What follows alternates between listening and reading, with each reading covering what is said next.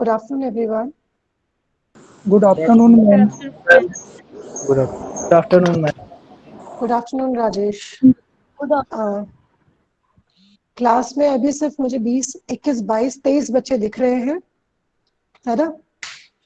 Attendance आप लोग बताइए, वर्चुअल क्लासेस में भी नहीं आ पा रहे हैं पूरी तरीके से, और फिर उसके बाद आप चाहेंगे नंबर और 100% अटेंडेंस। दिलीप, हाँ तुमने फटाक से भेज दिया दिलीप कि तुम हो यहाँ पे, that's good. Preeti is there and आज की प्रेजेंटेशन के लिए प्रियंकेश मुझे लग रहा है ऑलमोस्ट रेडी है। Priyankesh, you ready no? Yes, ma'am. Okay, now the class is all yours. All the best. Thank you, ma'am. Good afternoon, ma'am. Good afternoon, class.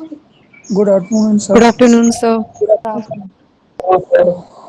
आज information and communication technology in education के अंतर्गत integrated learning system पढ़ेंगे। विषय वस्तु देख लेते हैं।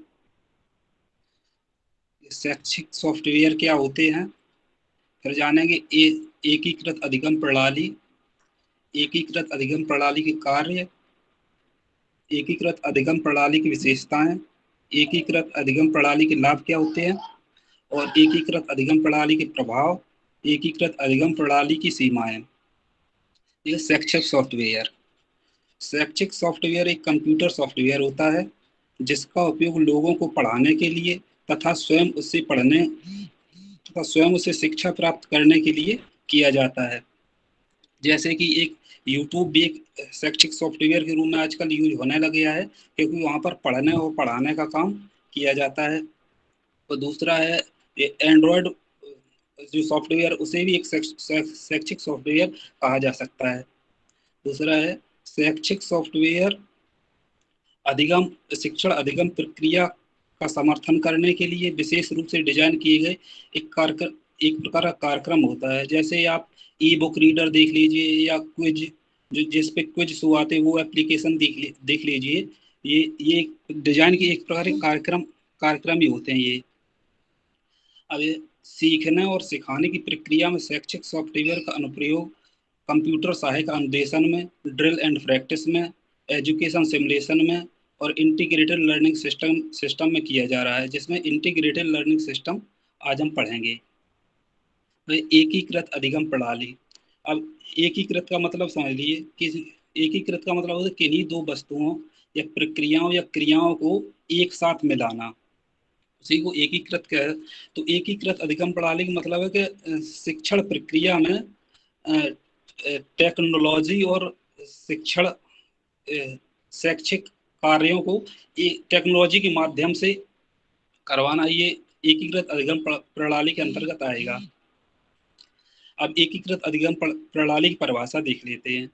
एकीकृत अधिगम प्रणाली निर्देशात्मक सामग्री प्रदान करने के लिए डिजाइन किए गए नेटवर्क, हार्डवेयर और सॉफ्टवेयर के समाधान पैकेज हैं, जो शिक्षण सामग्री की प्रभावी प्रस्तुति, मूल्यांकन और प्रबंधन में सहयोग करते हैं। जैसे हम लोग अभी ऑनलाइन पढ़ रहे हैं, ये एक एकीकृत अधिगम प्रणाली के कारण ही संभव हुआ है।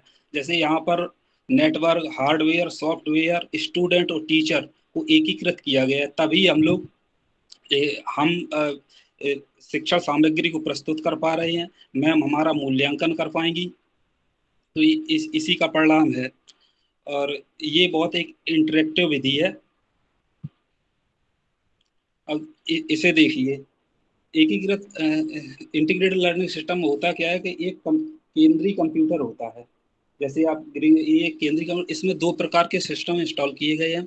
एक है कंप्यूटर असिस्टेड इंस्ट्रक्शन सिस्टम, जिसमें हमारे सिलेबस या जो विषय पढ़ाना उसके सिलेबस को इंस्टॉल किया गया है, सिलेबस पे आधारित पाठों को इंस्टॉल किया गया है, और उसके साथ साथ प्रैक्टिस सेट, क्वेश्चन पेपर और अन्य क्वेश्चन क्विजेस सब इंस्टॉल किए गए। दूसरा इसका पार्ट होता है मैनेजमेंट सिस्टम, जो छात्रों की क्रियाविधि को रिकॉर्ड करता है और उन क्रियाविधि के आधार पर छात्रों का मूल्यांकन भी करता है, और उसकी एक रिपोर्ट, कंप्यूटर जनरेटेड रिपोर्ट है, शिक्षक को भेजता है। इससे बहुत सारे ये पीसी मोबाइल लैपटॉप कनेक्ट हैं थ्रू नेटवर्क के, जो कि स्टूडेंट जिनका यूज स्टूडेंट करते हैं, और इसमें जो कंटेंट है मेन कंप्यूटर में, इसके माध्यम से इसको इन मोबाइल्स के माध्यम से एक्सेस करते हैं। अब एकीकृत यह इंटीग्रेटेड लर्निंग सिस्टम के कार्य, ये कार्य छात्र द्वारा किए गए कार्य का मूल्यांकन करता है। जो आपने केंद्रीय कंप्यूटर में मैंने बताया था मैनेजमेंट सिस्टम इंस्टॉल होता है, वो छात्र जो उसमें कार्य शैक्षिक कार्य दिए जाते हैं उनका मूल्यांकन करता है, और मूल्यांकन के बाद एक रिपोर्ट जनरेट करता है और शिक्षक को भेजता है, जिससे शिक्षक को ये पता लग जाता है कि उसके किस स्टूडेंट का अधिगम स्तर क्या है और किस स्टूडेंट में कितने इम्प्रूवमेंट की जरूरत है।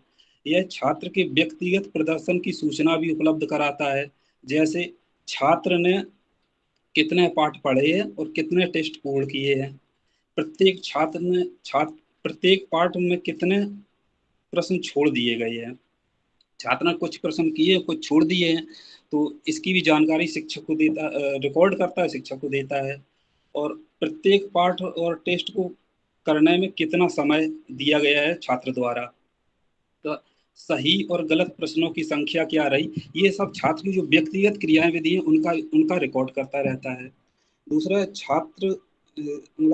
यह छात्र की सभी प्रतिक्रियाओं को रिकॉर्ड करता है तथा तत्काल उन्हें प्रतिक्रिया भी देता है। जैसे उसमें कोई क्वेश्चन पेपर डाला गया जिसे शिक्षक ने छात्रों से कहा कि सॉल्व करो, तो सॉल्व कर घर पे जाके सॉल्व करना, तो सॉल्व करे तो जो सही प्रश्न उसमें तो ग्रीन टिक लिख देते हैं या एक्सीलेंट लिख दिया, लेकिन जो गलत प्रश्न किया तो उस पर क्या कर देते, आप फॉरवर्ड कर देते कि आप यहाँ जाइए, ये कंटेंट पढ़िए या ये वीडियो देखिए, इसके बाद इस प्रश्न को हल करिए आके।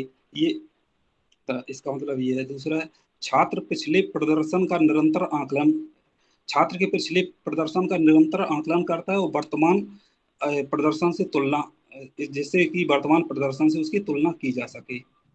अब यह कि इंटीग्रेटेड लर्निंग सिस्टम की विशेषताएं, एकीकृत अधिगम प्रणाली में अनुदेशात्मक उद्देश्यों को व्यक्तिगत उद्देश्यों से बंधे पाठों के साथ निर्दिष्ट किया जाता है। किसी भी पाठ के व्यक्तिगत या विशिष्ट उद्देश्य होते हैं, जैसे कि आशा की जाती है कि छात्र इस पाठ को पढ़ने के बाद इन उद्देश्यों को प्राप्त कर सकेगा। जैसे विशिष्ट उद्देश्य होते हैं तो छात्र ध्वनि का परिभाषित कर सकेंगे, ध्वनि का प्रयोग कर सकेंगे या ध्वनि के अध्ययन में रुचि लेंगे। तो कंप्यूटर में जो अनुदेशन दिए जाते हैं उनका उद्देश्य ये रखा जाता है कि जो पाठ के विशिष्ट उद्देश्य हैं उनकी पूर्ति में सहायक हों। दूसरा है इसमें पाठों को मानक पाठ्यक्रम यानी सिलेबस, पाठों को सिलेबस के आधार पर एकीकृत किया जाता है। तो तीसरा है पाठों को माइक्रो कंप्यूटर या टर्मिनलों की एक नेटवर्क प्रणाली पर दिया जाता है। इसका मतलब बहुत सारे जो स्टूडेंट के पास मोबाइल लैपटॉप होते हैं, एक यूजर आईडी के थ्रू उस पे मेन कंप्यूटर से एक्सेस कर सकते हैं तथा अपने सिलेबस से जुड़े पाठों का अध्ययन कर सकते हैं।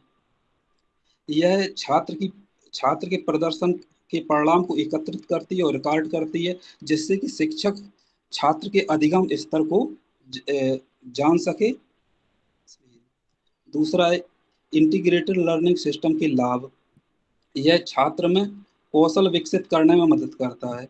जैसे कि कौशल, अब बहुत से लोगों को अपने क्लास में पीपीटी बनाना नहीं आती थी, तो इंटीग्रेटेड लर्निंग के पीपीटी बनाना सीख गई, ये भी एक स्किल डेवलप का काम है। और स्क्रीन शेयर करना नहीं आती, जैसे मुझे स्क्रीन शेयर करना नहीं आती थी इस पर, लेकिन अब स्क्रीन शेयर करना भी आ गई, तो ये कौशल विकसित होने का हाल है। ये छात्रों को स्वयं सीखने के लिए प्रेरित करती है। जैसे कोई क्वेश्चन पेपर है और छात्र उसे सॉल्व कर रहा है, तो उसमें अगर गलत उसका कोई आंसर हो जाए तो ये इंस्ट्रक्शन दे देता है कि आप यहाँ जाइए और यहाँ से ये कंटेंट पढ़िए, वीडियो देखिए, इसके बाद। तो इससे क्या छात्र में स्वयं सीखने के लिए प्रेरित होता है। जब वो वहाँ सीखता है, देखता है, अगर उसे समझ में आ गया तो अच्छे और नहीं भी समझ में आया तो वहाँ इंटर करके अगली जगह ये देख लीजिए जाके, या फिर टीचर से भी, और तब भी समझ में आए तो वो टीचर से कांटेक्ट कर सकता है। तो स्वयं सीखने के लिए प्रेरित करता है। छात्रों में प्रबंध कौशल को मजबूत करता है। प्रबंध कौशल से मतलब टाइम मैनेजमेंट से, कि किसी क्वेश्चन को पढ़ने में या किसी पार्ट को करने में कितना समय छात्र ले रहा है, तो ये बताता है, ये इंस्ट्रक्शन देता है कि आप इतने टाइम ओवर जा रहे हैं, आपको ऐसे, तो ये टाइम मैनेजमेंट से संबंधित है इसका। छात्रों के सीखने को निजीकृत करता है। आप ऐसे जैसे गोपाल सर हैं, अपने एक टेस्ट लेते थे क्लास में, और उसकी मार्किंग कभी वो नहीं करते थे, पूरे सिर्फ स्टूडेंट को ही पता होता है, जिसने टेस्ट दिया उसे ही पता होता था कि उसके कितने नंबर, पूरे सार्वजनिक नहीं करते थे। इससे क्या है कि जिसके कम नंबर आए हैं उसमें हीन भावना नहीं आती, आ पाती है, लेकिन उसे ये पता लग जाता है कि मेरी वास्तविक स्थिति कहाँ है, हमें और कितनी मेहनत करनी है।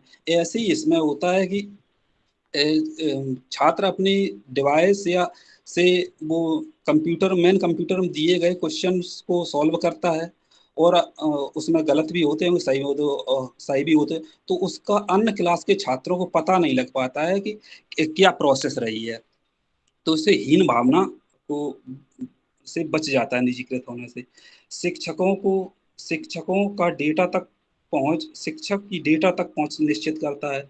इसका मतलब ये है, लेकिन शिक्षक को पता होगा कि कौन सा छात्र कैसा प्रदर्शन कर रहा है। शिक्षक सभी जो छात्र हैं उनके उनके किए हुए कार्य को एक्सेस कर सकता है, लेकिन छात्र एक दूसरे के कार्य को एक्सेस नहीं कर सकते हैं। मतलब संपूर्ण पाठ्यक्रम एक ही स्रोत से प्राप्त हो जाता है। इसका सब पूरा पाठ्यक्रम है एक ही क्षेत्र से। इससे क्या है कि पढ़ने में का समय, मन भी लगा रहता है और समय की बचत भी होती है, और विभिन्न साइटों पे जाना नहीं पड़ता, विभिन्न स्रोतों पे नहीं जाना पड़ता है। इंटीग्रेटेड लर्निंग सिस्टम के प्रभाव। एकीकृत अधिगम प्रणाली ने छात्रों में अकादमिक और व्यवहारिक परिवर्तन किए हैं।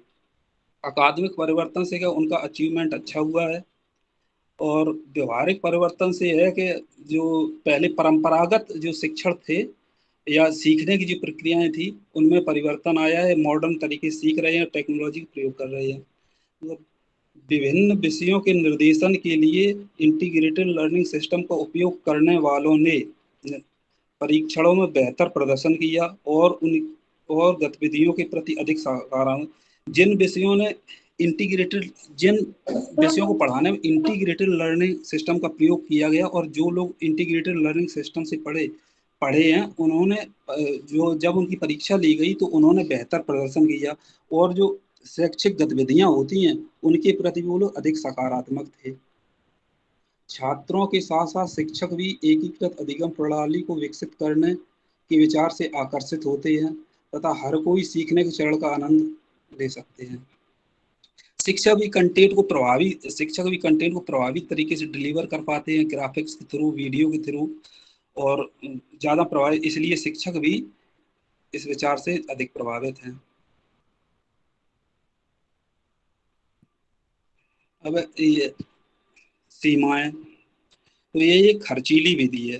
खर्चीली विधि से मतलब है कि इसमें कंप्यूटर खरीदने में प्लस उसका रख रखाव करने में काफ़ी पैसा व्यय होता है। तो हर एक संस्था इसके खर्च को अफोर्ड नहीं कर पाती है, और छात्रों के लिए भी खर्चीला साबित हुआ है। स्वास्थ्य संबंधी समस्याएं से कंप्यूटर के ज़्यादा प्रयोग से, मोबाइल के ज़्यादा प्रयोग से आई साइट पे प्रभाव पड़ता है। मानसिक बीमारियां भी आया, और हृदय संबंधी बीमारियां भी बनती हैं। शिक्षक की सहभागिता अपेक्षाकृत कम हो पाता है। अगर शिक्षक की सहभागिता होती है लेकिन अपेक्षाकृत कम हो पाती है। ठीक है, मेरा टॉपिक यहीं समाप्त होता है। आपको अगर कोई क्वेरी हो तो आप पूछ लीजिएगा।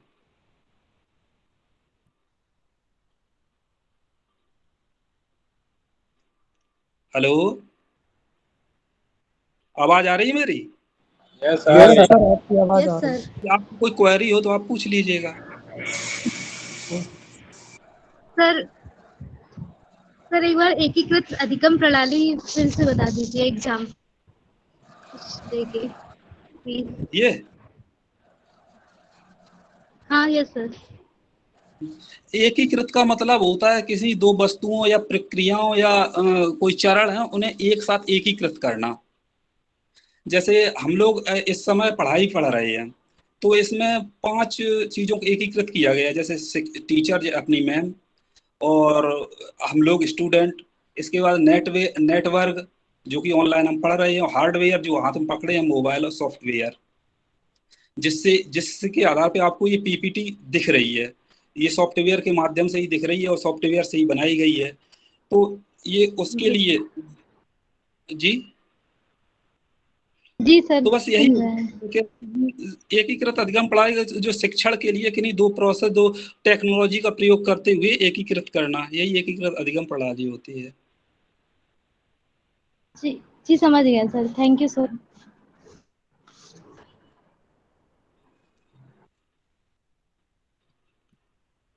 और कोई? सर, जी एक्सक्यूज मी सर। जी राजेश सर, जी। एकीकृत अभिगम प्रणाली के लाभ के बारे में बता दीजिए सर।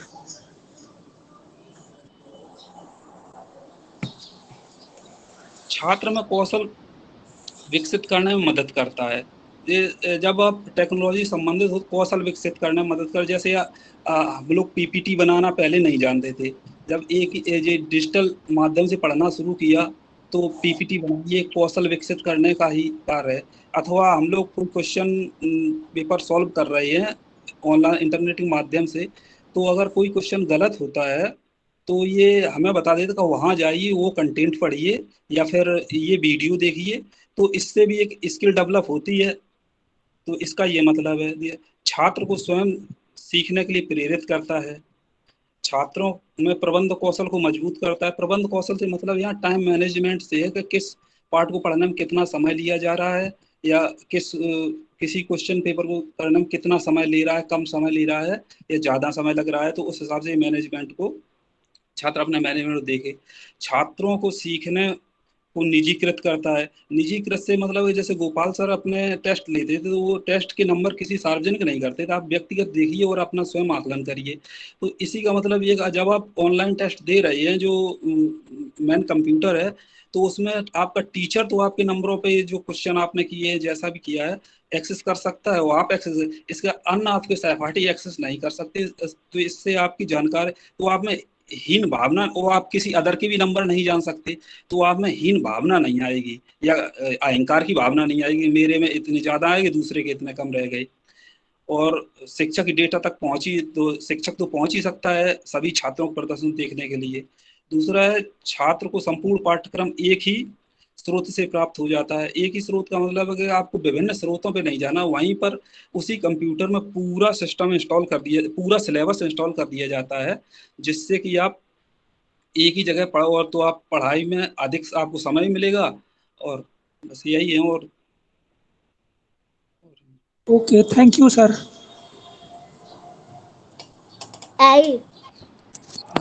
प्रिंटेड सर, एकीकृत अधिगम और समावेशित शिक्षा जो होती है, समावेशित अधिगम में क्या अंतर है फिर? समावेशी शिक्षा और एक इंटीग्रेटेड लर्निंग, तो इंटीग्रेटेड यस। लर्निंग का तो ये, अगर एकीकृत शिक्षा की बात की जाए, तो एकीकृत शिक्षा में तो वो होता है, जैसे पहले थी शिक्षा के, आप जो डिसेबल्ड होते थे छात्र, उन्हें अलग पढ़ाया जाता था। और क्या नाम, वो जो जो सामान्य छात्र होते उन्हें अलग पढ़ाया जाता।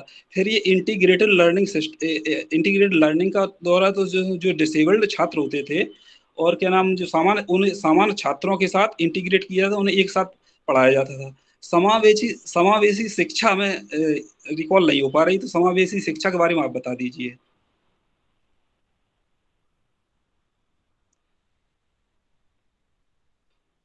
इंद्रेश जी, हेलो इंद्रेश जी। क्वेश्चन पूछ के घर चले गए, पता नहीं क्या। आई थिंक सर समावेशी हेलो। शिक्षा वो होती है जिसमें हर तरह के लोग को इंक्लूड किया जाता है। हाँ, इंटीग्रेटेड में भी तो यही था। हम रिकॉल नहीं कर रहे, इंटीग्रेटेड में यही था कि जो हाँ, ये भी आपकी सही है। वैसे इंटीग्रेटर में ये था कि जो शारीरिक रूप से अक्षम थे या किसी प्रकार से अक्षम थे, उन्हें सामान्य बालकों के साथ बैठालकर एक ही क्लास में शिक्षा देना, ताकि उनमें हीन भावना ना हो सके। जी सर, हाँ यही होगा फिर।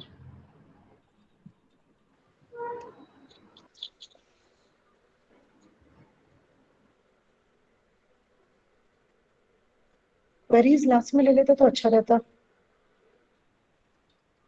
जी मैम। मैं ज्योति से कह रही हूँ कि क्वेरीज लास्ट में हो जाती तो बढ़िया रहता ना। मैम मैम मुझे लगा कि क्योंकि कम। ठीक है मैम, सॉरी मैम। सॉरी की क्या बात है इसमें, बस मैं ये जानना चाह रही हूँ बलराम पहुंचे हैं क्लास में, देखें। Balram, are you there? No ma'am. Okay, okay Sanjay. Shankesh continue. जी मैम। अरे पढ़ा दिया मैम, पूरा टॉपिक कंप्लीट कर दिया। टॉपिक कंप्लीट हो गया।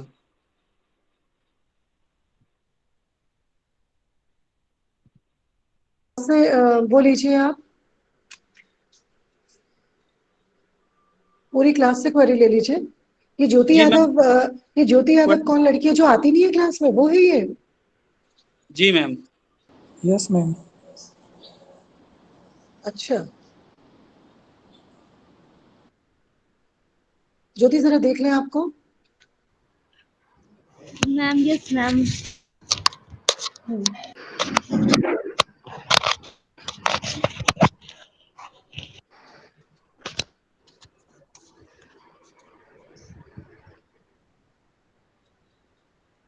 इंद्रेश, आपको सब समझ में आ गया? Yes ma'am. संजय? मैम मेरे यहाँ नेटवर्क नहीं था, इसलिए कुछ प्रॉब्लम थी मतलब। अच्छा, अच्छा। और थोड़ा सा मेरे फोन में भी आज ऑडियो में दिक्कत हो रही थी, पता नहीं। चलिए, आपका चेहरा नहीं दिख रहा, फोन दूर रखेंगे तो आपका चेहरा दिखेगा। फोन थोड़ा सा दूर रखिए। आप आई ही नहीं हो डिपार्टमेंट बिल्कुल ना? मैम आए चलिए, कोई भी। बात नहीं। अ, अभिषेक, अमित, अनिल, अंशु, मैम मेरी अर्चना, मम्मी की आर्ची। तबीयत नहीं सही है, कब से? इसीलिए मैम। कब से? कब से? मैम काफी दिन से नहीं सही है, शुगर बहुत ज्यादा हाई हो जा रहा था, किडनी में भी इफेक्ट आ गया, बहुत टेस्ट कराया तो डॉक्टर ने तो पहले बोल दिया कि क्या कहते हैं उनको, ऐसे ही पेट वेट का खराब है, पेट में दिक्कत है, तो उसका अल्ट्रासाउंड करवाया, फिर बाद में पता चला कि किडनी चलिए चलिए, अफेक्टेड ठीक है। है, ठीक है, ठीक है, ठीक है, ठीक है, ठीक है। अर्चना, कल आपको मैंने कहा था कॉल करने के लिए, आप रात को कितने बजे कॉल कर रही थी मुझे? वो कोई टाइम नहीं होता बेटा, टीचर्स को कॉल करने का कोई टाइम होता है, नहीं होता है। 8, 8:30 बजे आप फोन करोगे, 8:30 के भी बाद आपने फोन किया था मुझे। मैम मैंने सोचा ये, मतलब हमने परसों किया था मैम, मैंने सोचा आप रेस्ट कर रही होंगी तो शाम को करते हैं, 7 बजे के बाद किया मैम, 7:30 बजे किया था शायद। मेरे फोन पे तुम्हारा कॉल, जो तुम्हारी रिंग आई है, वो 8:30 बजे के आसपास आई है, ठीक है। तुमने अच्छा पता नहीं कितने बजे मिलाई होगी, ये मुझे नहीं पता, लेकिन मेरे फोन में। तो जरा इस बात का ख्याल रखिएगा। और बकाया फिर हेलो।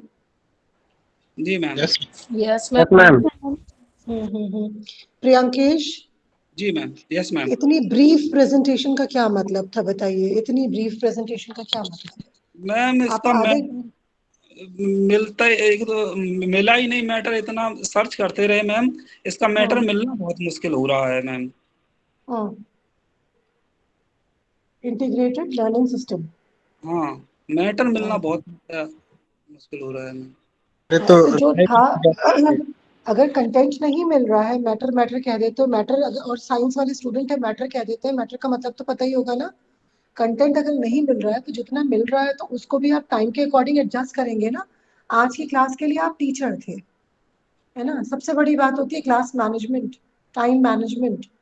टाइम लाइफ के हर स्फीयर में मैनेज करना आना चाहिए आपको प्रॉपरली, ठीक है। चलिए, यस। फिलहाल कोई बात नहीं। आज की क्लास को फिर यही वाइंड अप करते हैं। संजय, आप देख लीजिएगा कि कोई भी स्टूडेंट अगर रह गया बलराम से अलावा तो बताइएगा, ठीक है।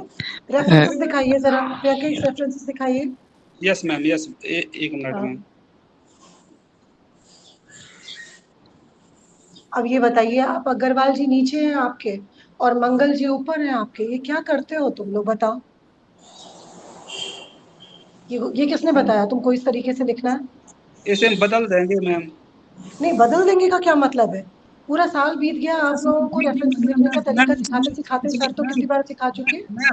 मैम मैं इसलिए किया, वो डेट वाइज, सन वाइज, 2013, 2018, 2019, या तो ये 2019, एक बात 2018। सुनिए, एक जी बात प्रियंकेश, जो बात कहते हो ना उसको भी सामने भी देख लो। फिर अगर 2013, 18 और 19 कर रहे हो, ये कोई गलत तरीका है। नहीं होता, तो बीच में 2007 कहाँ से आ गया? जी, हाँ ये मैम गलत हो गया। है ना? हाँ देखिए जी मैम। जरा, इस तरीके की बात करोगे। मैम हम चेंज कर देंगे इसमें। नहीं नहीं, समझ। चेंज कर देंगे वाली बात नहीं होती, इस तरीके से कचरा लेकर के मत आया कीजिए आप क्लास में। एक तो आप लोग क्लास में पढ़ाते हो और इतना आप लोग देख रहे हो, और उसके बाद फिर इस तरीके की चीजें। चलिए, सॉरी। विद दिस, हाँ, with this I and today's meet. Thank you ma'am. Okay, thank you ma'am. Thank you ma'am. Thank you, ma'am. Thank you ma'am. Thank you ma'am. Thank you ma'am.